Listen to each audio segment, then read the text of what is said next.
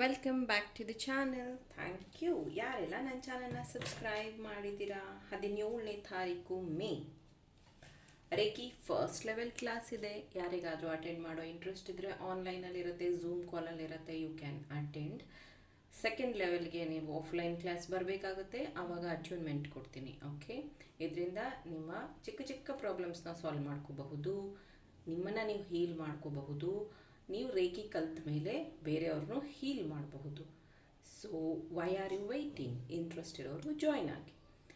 ಇವತ್ತಿನ ಟಾಪಿಕ್ ಗುರು ರಾಘವೇಂದ್ರ ಸ್ವಾಮಿಗಳ ಸಂದೇಶ ಏನಿದೆ. ನೀವು ಗೊಂದಲದಲ್ಲಿರಬಹುದು, ತುಂಬ ಯೋಚನೆ ಮಾಡ್ತಿರಬಹುದು, ಓವರ್ ಥಿಂಕಿಂಗ್ ಆಗಿರಬಹುದು, ಭವಿಷ್ಯದ ಬಗ್ಗೆ ಭಯ ಪಟ್ಕೊಂಡಿರಬಹುದು, ಅಥವಾ ಓಪನ್ ಮೈಂಡೆಡ್ ಆಗಿ ಏನಾದರೂ ಬರಲಿ ಐ ಆಮ್ ರೆಡಿ ಅನ್ನುವಂಥದ್ದಾದರೂ ಆಗಿರಬಹುದು. ಈಗಷ್ಟೇ ಏಂಜಲ್ ಕ್ಲಾಸ್ ಫಿನಿಷ್ ಮಾಡಿದ್ದೀನಿ. 5 ಡೇಸ್ ಇತ್ತು, 1 ಅವರ್ ಇತ್ತು, ತುಂಬಾ ಚೆನ್ನಾಗಿತ್ತು ಕ್ಲಾಸ್. ಸೊ ಯಾರೆಲ್ಲ ಮಿಸ್ ಮಾಡ್ಕೊಂಡ್ರಿ, ಖಂಡಿತ ನೀವು ಜೀವನ ಪೂರ್ತಿ ಮಿಸ್ ಮಾಡ್ಕೋತಾ ಇರ್ತೀರ. ನಿಮಗೂ ಜಾಯಿನ್ ಆಗುವಂಥ ಇಂಟ್ರೆಸ್ಟ್ ಇದ್ದರೆ you can text me and join for next batch. Okay, let us start. Guru Raghavendra ಸ್ವಾಮಿಗಳ ಸಂದೇಶ.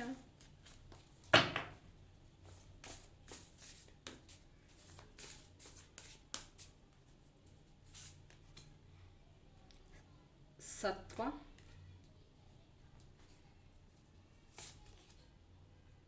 Shiva,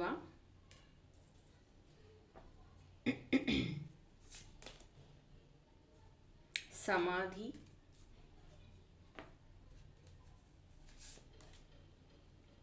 Ganesha,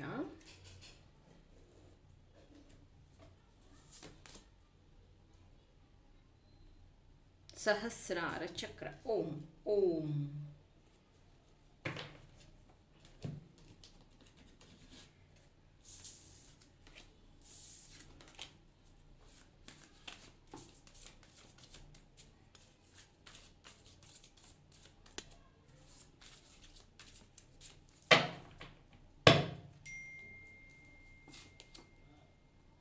Letting go, number 8.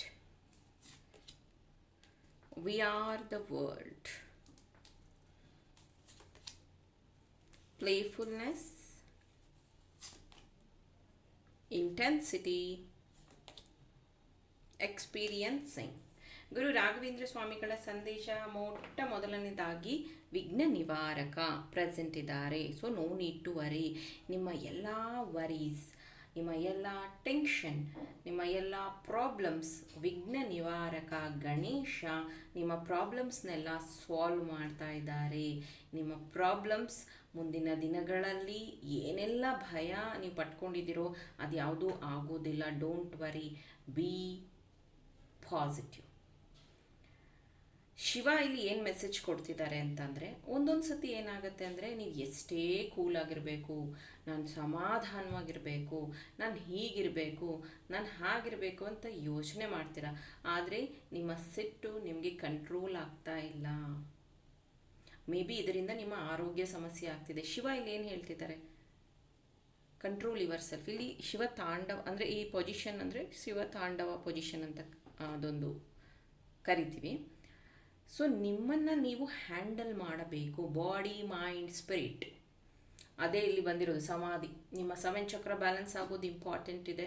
Use 7 ಚಕ್ರ ಪಿರಾಮಿಡ್, ಆರ್ ಯೂಸ್ 7 ಚಕ್ರ tree, R use 7 chakra bracelet to balance your energy. ಎಲ್ಲ ಸಮಯದಲ್ಲೂ ನಮ್ಮ ಎಮೋಷನ್ಸ್ ಒಂದೇ ರೀತಿಯಾಗಿ ಬ್ಯಾಲೆನ್ಸ್ ಆಗೋದಿಲ್ಲ. ನಾವು ಪಂಚಭೂತಗಳಿಂದ ಆಗಿದ್ದೀವಿ, ಇನ್ಫ್ಲುಯೆನ್ಸ್ ಆಗ್ತೀವಿ. ನಾವು ಯಾರು ನಮ್ಮನ್ನು ಟ್ರಿಗರ್ ಮಾಡಿದಾಗ ಕೋಪ ಬರುತ್ತೆ, ಯಾರಾದರೂ ಜೋಕ್ ಹೇಳಿದಾಗ ಖುಷಿ ಆಗುತ್ತೆ, ಯಾರಾದರೂ ನಮಗೆ ಹರ್ಟ್ ಮಾಡಿದಾಗ ಅಳು ಬರುತ್ತೆ. ಸೊ ನಮ್ಮ ಫ್ರೀಕ್ವೆನ್ಸಿ ಅವರು ವರ್ತನೆ ಮೇಲೆ ಡಿಪೆಂಡ್ ಆಗುತ್ತೆ. ನೀವು ಇದನ್ನೆಲ್ಲ ಯೂಸ್ ಮಾಡೋದ್ರಿಂದ ನಿಮ್ಮ ಎನರ್ಜಿ ಬ್ಯಾಲೆನ್ಸ್ ಆಗುತ್ತೆ, 7 ಚಕ್ರ ಬ್ಯಾಲೆನ್ಸ್ ಆಗುತ್ತೆ. ಮುಂದಿನ ದಿನಗಳಲ್ಲಿ ನಿಮ್ಮ ಲೈಫ್ನ ನೀವು ಬ್ಯಾಲೆನ್ಸ್ ಮಾಡೋದಕ್ಕೆ ಅನುಕೂಲ ಆಗುತ್ತೆ. ಓಂ ಇಲ್ಲಿ ಏನು ಮೆಸೇಜ್ ಕೊಡ್ತಿದೆ ಗೊತ್ತಾ? ಯಾವುದೇ ದೇವ್ರು ಇರ್ಬೋದು, ಇಲ್ಲಿ ಎಲ್ಲ ರಿಲಿಷನ್ ಅವರು ನೋಡ್ತಾರೆ, ನನಗೆ ಗೊತ್ತು, ನನ್ನ ಫಾಲೋವರ್ಸ್ ಎಲ್ಲ ರಿಲಿಷನಿಂದನೂ ಇದ್ದೀರಾ ಅಂತ. ಯೂನಿವರ್ಸಲ್ಲಿ ಯಾವ ದೇವರು, ಯಾವ ಶಕ್ತಿ ಏನಿದೆಯೋ ಗೊತ್ತಿಲ್ಲ, ಬಟ್ ಓಂ ಓಂ ಇದೆಯಲ್ಲ ಅದಿದೆ. ಯೂನಿವರ್ಸಲ್ಲಿ ಸೌಂಡ್ ಅದು ಮುಂಚೆನೂ ಇತ್ತು, ಈಗೂ ಇದೆ, ಮುಂದೆನೂ ಇರುತ್ತೆ. ನಾವು ಇರಲಿ ಬಿಡಲಿ ಓಮ್ ಅನ್ನೋದು ವೈಬ್ರೇಷನ್ ಇದ್ದೇ ಇರುತ್ತೆ. ಓಮ್ನ ಮಹತ್ವ ತಿಳ್ಕೊಳ್ಳಿ. ನೀವು ಮೆಡಿಟೇಷನ್ ಮಾಡಿ, ಅಲೋಮ ವಿಲೋಮ ಮಾಡಿ, ಆಮೇಲೆ ತ್ರಾಟಕ ಮಾಡಿ. ಜಸ್ಟ್ ಓಮ್ ಎಷ್ಟೋ ನಿಮ್ಮ ಮೆಂಟಲ್ ಸ್ಟ್ರೆಸ್ನ ರಿಲೀಸ್ ಮಾಡುತ್ತೆ, ನಿಮ್ಮ ನರ್ವಸ್ ಸಿಸ್ಟಮ್ಗೆ ಹೆಲ್ಪ್ ಆಗುತ್ತೆ, ನಿಮ್ಮ ಮೆಂಟಲ್ ಪವರ್ನ ಗ್ರೋತ್ ಮಾಡುತ್ತೆ. Om is must. ಒಂದು ರೀತಿ ಇದು ನಮಗೆ ಗಾಡ್ ಗಿಫ್ಟ್ ಅಥವಾ ಸಿಸಲ್ ಅಂತ ಕರಿಬಹುದು. ಮತ್ತು ನಿಮ್ಮ ಕ್ರೌನ್ ಚಕ್ರ ಎಫೆಕ್ಟೆಡ್ ಇದೆ ಅಂತ ಅನ್ನಿಸ್ತಾ ಇದೆ, ಹಾಗಾಗಿ ಡಿಸಿಷನ್ಸ್ ಮೇಕಿಂಗ್ ಕಷ್ಟ ಆಗ್ತಿದೆ. You can use amethyst tower ಅಥವಾ ಅಮೆಥಿಸ್ಟ್ ಬ್ರಾಸ್ಲೆಟ್ ಅಥವಾ ಅಮೆಥಿಸ್ಟ್ ಅಥವಾ ಇದು ಸಲನೈಟ್ ನೀವು ಯೂಸ್ ಮಾಡಬಹುದು ಕ್ರೌನ್ ಚಕ್ರ ಹೀಲ್ ಆಗೋದಕ್ಕೆ, ಕ್ರೌನ್ ಚಕ್ರ ಬ್ಯಾಲೆನ್ಸ್ ಆಗೋದಕ್ಕೆ. ಎಕ್ಸ್ಪೀರಿಯನ್ಸಿಂಗ್ ನಿಮ್ಮ ಲೈಫಲ್ಲಿ ಅನ್ನಿಸ್ತಾ ಇದೆ ತುಂಬ ಯಾರನ್ನೂ ನಂಬಿದ್ರೆ ಅವರಿಂದನೇ ಹರ್ಟ್ ಆಗಿದೆ, ಮೋಸ ಆಗಿದೆ, ದುಃಖ ಆಗಿದೆ. ಇವಾಗ ಅನ್ನಿಸ್ತಾ ಇದೆ ನನ್ನ ಜೊತೆಗೆ ಯಾರೂ ಇಲ್ಲ, ನಾನು ಅಲೋನ್. ನಾನು ಎಷ್ಟೊಂದು ಜನಕ್ಕೆ ಹೆಲ್ಪ್ ಮಾಡಿದ್ದೆ, ಆದರೆ ನನ್ನ ಸಮಯಕ್ಕೆ ಯಾರೂ ಹೆಲ್ಪ್ ಮಾಡ್ತಾ ಇಲ್ಲ, ಎಲ್ಲರೂ ನನ್ನ ದೂರ ಮಾಡಿದ್ದಾರೆ. ಒಂಥರ ನೀವು ಹೆಂಗಾಗಿದ್ದೀರಾ ಅಂದರೆ ನಗೋರ ಜೊತೆಗೆ ನಗೋದು, ಅಳೋರ ಜೊತೆಗೆ ಅಳೋದು, ನಿಮ್ಮ ನಿಮ್ಮ ಒರಿಜಿನಾಲಿಟಿ ಏನನ್ನೋದನ್ನು ಕಳ್ಕೊತಾ ಇದ್ದೀರಾ ಮೈ ಡಿಯರ್. ಪ್ಲೀಸ್ ಅದನ್ನು ಗಮನ ಹರಿಸಿ. ನೀವು ಯಾವಾಗಲೂ ಹೆಲ್ಪಿಂಗ್ ನೇಚರ್ ಇರೋರಾ, ಅಥವಾ ನೀವು ತುಂಬ ಟಾಕಿಟಿವಾ, ಅಥವಾ ನೀವು ಜ್ಞಾನಿಗಳ, ಅಥವಾ ನೀವು ರೈಟರ್ ಬರವಣಿಗೆಯಲ್ಲಿ ಗುಡ್ ಇದ್ದೀರಾ, ಅಥವಾ ನಿಮ್ಮ ಕಮ್ಯುನಿಕೇಷನ್ ಚೆನ್ನಾಗಿದೆಯಾ ಗೊತ್ತಿಲ್ಲ ಏನಿದೆ ಅಂತ. ಬಟ್ ಈಗ ನೀವು ಹೆಂಗಾಗಿದೆ ಅಂದರೆ ಸಮಯಕ್ಕೆ ಸಿಲುಕಿಕೊಂಡಿರುವ ಒಂದು ಗಾಳಿಪಟ ಥರ ಆಗ್ಬಿಟ್ಟಿದ್ದೀರಾ. ಆ ಸಮಯಕ್ಕೆ ನೀವು ಈ ಥರ ವರ್ತನೆ ಮಾಡ್ತಾ ಇದ್ದೀರಾ. You are not like this. Playfulness ಇಲ್ಲಿ ಏನು ಹೇಳುತ್ತೆ ಅಂದರೆ ಹೆಂಗೆ ಬರುತ್ತೋ ಹಾಗೆ ನಿಮ್ಮನ್ನು ಆ್ಯಕ್ಟ್ ಮಾಡ್ತಾ ಇರೋವಂಥದ್ದು, ನಿಮ್ಮನ್ನು ಅದಕ್ಕೆ ಫಿಟ್ ಮಾಡ್ಕೋತಾ ಇದ್ದೀರಾ ಹೊರತು ನಿಮ್ಮನ್ನು ನೀವು ಪ್ರೂವ್ ಮಾಡ್ಕೋತಾ ಇಲ್ಲ. Letting go is important. ಎಷ್ಟೋ ವಿಷಯಗಳು, ಅದಕ್ಕೆ ಕ್ರೌನ್ ಚಕ್ರ ಬ್ಲಾಕ್ ಅಂತ ಬಂದಿರಬಹುದು ಅಥವಾ ಹೀಲ್ ಆಗಬೇಕು ಅಂತ ಬಂದಿರಬಹುದು. ಲೆಟ್ಟಿಂಗ್ ಗೋ ಮಾಡಿಲ್ಲ ಅಂದರೆ ಎಷ್ಟೋ ವಿಚಾರಗಳು ನಿಮ್ಮ ತಲೆಯಲ್ಲಿ ಉಳಿದು ನಿಮ್ಮನ್ನು ವೆಯ್ಟ್ ಗೇನ್ ಮಾಡಬಹುದು, ನಿಮ್ಮ ಹೇರ್ ಫಾಲ್ ಮಾಡಿಸ್ಬಹುದು, ನಿಮಗೆ ಗಮನ ಅಂದರೆ ಕಾನ್ಸಂಟ್ರೇಷನ್ ಕಮ್ಮಿ ಮಾಡಿಸ್ಬಹುದು, ಕೆಟ್ಟ ಚಟಕ್ಕೆ ನೀವು ಇನ್ಫ್ಲುಯೆನ್ಸ್ ಆಗಬಹುದು, ಆಮೇಲೆ ನಿಮ್ಮ ಮೇಲೆ ನಿಮಗೆ ಆಸಕ್ತಿ ಕಳ್ಕೋಬಹುದು. Letting go is most important. ನನ್ನ ಆಫ್ಲೈನ್ ಕ್ಲಾಸಸ್ಸಲ್ಲಿ ಲೆಟ್ಟಿಂಗ್ ಗೋ ಆ್ಯಕ್ಟಿವಿಟೀಸ್ ಮಾಡಿಸ್ತೀನಿ. ಹಳೆ ನೆನಪುಗಳು, ಕಹಿ ನೆನಪುಗಳು, ಯಾರಾದರೂ ನಿಮಗೆ ಬೇಜಾರು ಮಾಡಿದರೆ ಅಥವಾ ನಿಮಗೆ ನೀವು ಹರ್ಟ್ ಮಾಡ್ಕೊಂಡಿದ್ರೆ ಅದನ್ನು ಲೆಟ್ ಗೋ ಮಾಡಿ. ನೀವು ಯೂನಿವರ್ಸಲ್ಲಿ ಒಂದು ಗಿಫ್ಟ್. ಸೊ ನಿಮ್ಮನ್ನು ನೀವು ಎಂಜಾಯ್ ಮಾಡಿ. ಯಾಕಂದರೆ ನಿಮ್ಮ ಒಂದು ನಡತೆನ ತುಂಬ ಜನ ಫಾಲೋ ಮಾಡೋರಿದ್ದಾರೆ. ನಿಮ್ಮ ಒಂದು ಗುಣ ಅಥವಾ ನಿಮ್ಮ ಜೊತೆಗಿರೋರು ಎಷ್ಟೋ ಸತಿ ನಿಮ್ಗೆ ಹೇಳಿದ್ದಾರೆ ನೀನು ಈ ಥರ ಇರಲಿಲ್ಲ, ಯಾಕೆ ಈ ಥರ ಆಗಿದೆಯಾ, ಏನಾಗಿದೆ ನಿನಗೆ. ಒಂದು ಸತಿ ಅಬ್ಸರ್ವ್ ಮಾಡ್ಕೊಳ್ಳಿ. ನೀವೆಲ್ಲರಿಗೂ ಸಜೆಸ್ಟ್ ಮಾಡ್ತಿದ್ದವರು, ನೀವೆಲ್ಲರಿಗೂ ಹೆಲ್ಪ್ ಮಾಡ್ತಾ ಇದ್ದವರು, ಎಲ್ಲರ ಜೊತೆಗೂ ನಾನು ಇರ್ತೀನಿ ಅಂತ ಹೇಳ್ತಾ ಇದ್ದಂಥ ವ್ಯಕ್ತಿ ಈಗ ಯಾಕೋ ಈ ಪ್ಲೇಫುಲ್ನೆಸ್ಸು, ಎಕ್ಸ್ಪೀರಿಯನ್ಸಿಂಗ್ ಅಂದರೆ ತುಂಬ ಅಲೋನ್ ಫೀಲ್ ಮಾಡ್ತಿರೋವಂಥದ್ದು, ಯಾರ ಹತ್ರನೂ ಜಾಸ್ತಿ ಮಾತಾಡ್ತಾ ಇಲ್ಲ, ಮಿಂಗಲ್ ಆಗ್ತಿಲ್ಲ, ಏನೋ ಒಂದು ರೀತಿ ಅನ್ಕಂಫರ್ಟಬಲ್ ಫೀಲ್ ಆಗ್ತಿದ್ದಾರೆ. No, you are not like this my child. ನನ್ನ ಪ್ರೀತಿಯ ಮಗು ಅಂದರೆ ನಿಮ್ಮ ದೇವರು ಹೇಳ್ತಾ ಇರೋವಂಥದ್ದು ಇದು. ಪ್ರಪಂಚದಲ್ಲಿ ನೀನು ಅನುಭವಿಸ್ಬೇಕಾಗಿರೋದು ತುಂಬ ಇದೆ. ಸೊ ಲೆಟ್ ಗೋ ಮಾಡಿ ಮುಂದುವರಿರಿ. ನಿಮ್ಮ ಗಣೇಶ ನಿಮಗೆ ದಾರಿ ತೋರಿಸ್ತಾರೆ. Ganesha with you.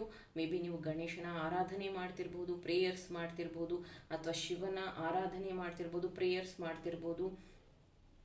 ಮತ್ತು ನೀವೇನಾದರೂ ಯೋಗ ಟೀಚರ್ ಆಗಿರಬಹುದು, ಸ್ಕೂಲ್ ಟೀಚರ್, ಮಾಮೂಲಿ ಸ್ಟಡೀಸ್ ಟೀಚರ್ ಆಗಿರಬಹುದು, ಅಥವಾ ನೀವು ಮೇಕಪ್ ಆರ್ಟಿಸ್ಟ್ ಆಗಿರಬಹುದು, ಅಥವಾ ನಿಮ್ಮದೇ ಜಿಮ್ ಇರ್ಬೋದು, ನೀವು ಟ್ರೈನರ್ ಆಗಿರಬಹುದು, ಅಥವಾ ಹೀಲರ್ಸ್ ಆಗಿರಬಹುದು, ಮೇ ಬಿ ನೀವು ಟ್ಯಾರೋ ರೀಡರ್ಸ್ ಆಗಿರಬಹುದು, ರೇಖಿ ಹೀಲರ್ಸ್ ಆಗಿರಬಹುದು, ಪ್ರಾಣಿಕ್ ಹೀಲಿಂಗ್ ಆಗಿರಬಹುದು, ಮೆಡಿಕಲ್ ಫೀಲ್ಡಲ್ಲಿರಬಹುದು, ನರ್ಸಿಂಗ್ ಇರಬಹುದು, ನೀವು ಡ್ರೈವರ್ ಇರಬಹುದು, ಅಥವಾ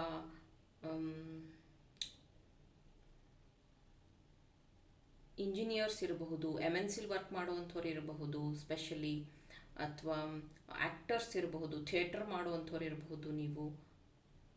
ಆಮೇಲೆ ಶೇರ್ ಮಾರ್ಕೆಟಲ್ಲಿ ವರ್ಕ್ ಮಾಡೋವಂಥವ್ರು ಇರಬಹುದು,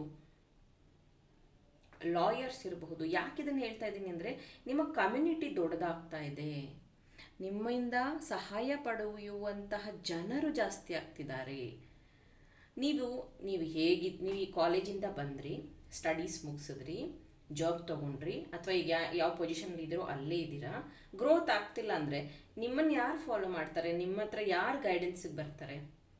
ಬರೀ ನಿಮ್ಮ ಎಕ್ಸ್ಪೀರಿಯನ್ಸು, ನಿಮ್ಮ ಫೇಲ್ಯೂರ್ಸು, ನಿಮ್ಮ ತೊಂದರೆಗಳು, ನಿಮ್ಮ ಹಣದ ತೊಂದರೆ, ನಿಮ್ಮ ಇಲ್ನೆಸ್ಸು, ಇದರಲ್ಲೇ ನೀವು ಮುಳುಗೋಗಿದ್ರೆ ನೀವು ಜಾಸ್ತಿ ಜನಕ್ಕೆ ಹೆಲ್ಪ್ ಮಾಡೋಕ್ಕಾಗೋದಿಲ್ಲ. ಬದಲಿಗೆ ಸಮಯದ ಅಭಾವ ಆಗತ್ತೆ, ಮೆಂಟಲ್ ಸ್ಟ್ರೆಸ್ ಆಗತ್ತೆ, ಟೈಮ್ ಮ್ಯಾನೇಜ್ಮೆಂಟ್ ಕಷ್ಟ ಆಗುತ್ತೆ. ಅದಕ್ಕೇ ಇಲ್ಲಿ ಬರ್ತಾ ಇರೋ ಫಸ್ಟ್ ಮೆಸೇಜ್, ಬಾಡಿ ಮೈಂಡ್ ಸ್ಪಿರಿಟ್ನ ಬ್ಯಾಲೆನ್ಸ್ ಮಾಡಿ. Ganesha will solve the problem. Maybe ಗಣೇಶನಿಗೆ ನೀವು ಕೆಂಪು ಹೂಗಳನ್ನು ಕೊಡಬಹುದು, ಶಿವನಿಗೆ ಬಿಳಿ ಹೂಗಳನ್ನು ಕೊಡಬಹುದು. ಸಹಸ್ರಾರ ಚಕ್ರ ಹೀಲ್ ಆಗೋದಕ್ಕೆ ಅಮೆಥಿಸ್ಟ್ನ ಬಳಸಿ. ಇನ್ನು 7 ಚಕ್ರ ಬ್ಯಾಲೆನ್ಸ್ ಆಗೋದಕ್ಕೆ 7 ಚಕ್ರ ಬ್ರಾಸ್ಲೆಟ್ ಬಳಸಿ. ನೀವು ಇದನ್ನ ಏನೂ ಮಾಡಲ್ಲ ಅಂದ್ರೂ ಜಸ್ಟ್ ಓಂಕಾರನ ಪ್ರಾಕ್ಟೀಸ್ ಮಾಡಿ, ಮೆಡಿಟೇಷನ್ನ ಪ್ರಾಕ್ಟೀಸ್ ಮಾಡಿ ಸಾಕು. ನಿಮ್ಮ ಲೈಫ್ನ ಒಂದು ಗೋಲ್ ಫಿಕ್ಸ್ ಆಗುತ್ತೆ. ಅದನ್ನು ನೀವು ಭಾಳ ಬೇಗ ಅಚೀವ್ ಮಾಡ್ತೀರಾ. Thank you. ಈ ಒಂದು ರೀಡಿಂಗ್ ಇಷ್ಟ ಆಗಿದ್ರೆ ಲೈಕ್ ಮಾಡಿ, ನನ್ನ ಚಾನಲ್ನ ಸಬ್ಸ್ಕ್ರೈಬ್ ಮಾಡಿ. ಇನ್ನೂ ಇಂಟ್ರೆಸ್ಟಿಂಗ್ ಟಾಪಿಕ್ಸ್ ಜೊತೆ ನಿಮ್ಮ ಜೊತೆ ಜಾಯಿನ್ ಆಗ್ತೀನಿ. ಟಿಲ್ ದೆನ್ ಟೇಕ್ ಕೇರ್, ಬಾಯ್.